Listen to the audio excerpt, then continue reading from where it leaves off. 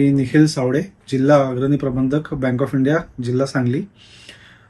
महाराष्ट्र सरकारने जी आता योजना लागू केलेली आहे शेतकऱ्यांसाठी कर्जमुक्ती योजना, ती आहे पुण्यश्लोक अहिल्यादेवी होळकर शेतकरी कर्जमुक्ती योजना 2026 मध्ये. याच्यामध्ये आता सरकारने काही निकष ठरवलेले आहेत.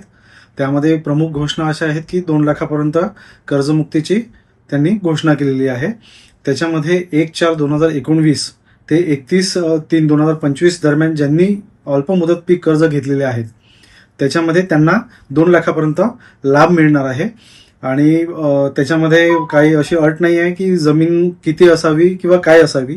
त्याच्यामध्ये फक्त एवढंच आहे की 1/4/2019 ते 31/3/2025 पर्यंत ज्यांनी कर्ज घेतलेली आहे त्यांनी 30/9/2025 पर्यंत ती थकीत असली पाहिजे आणि ती 31/3/2026 पर्यंत भरलेली नसावीत. हा त्याच्यामध्ये एक निकष आहे. दुसरा निकष असा आहे की जे नियमित कर्ज भरतात 2022-23 असेल, 23-24 असेल, 24-25 असेल, त्यांना कमाल मर्यादा जी आहे प्रोत्साहनपर ती 50,000 रुपये ती मिळणार आहे.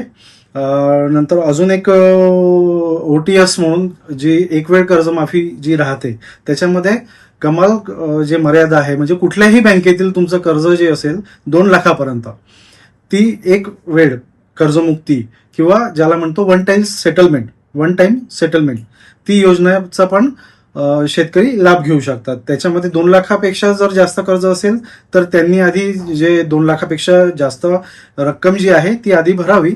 त्यानंतर त्यांना या OTS योजनेचा लाभ मिळेल.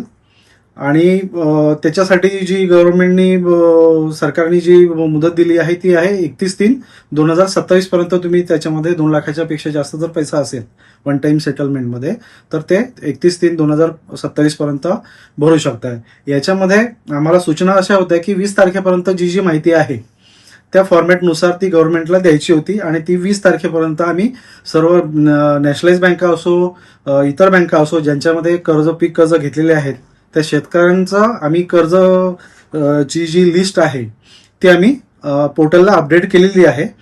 आता जसजसं याच्यामध्ये नंतर अपडेशन येईल तसं अपडेशन आम्ही करत राहू. तसंच माझी सर्व शेतकऱ्यांना अशी विनंती राहील की त्यांनी जर काही याच्यामध्ये काही सूचना त्यांना मिळाल्या नसतील किंवा त्यांना काही प्रश्न पडतील तर त्यांनी त्या शाखेत जाऊन जिथे त्यांचं कर्ज आहे त्या शाखेत जाऊन त्यांनी माहिती ते घेऊ शकतात.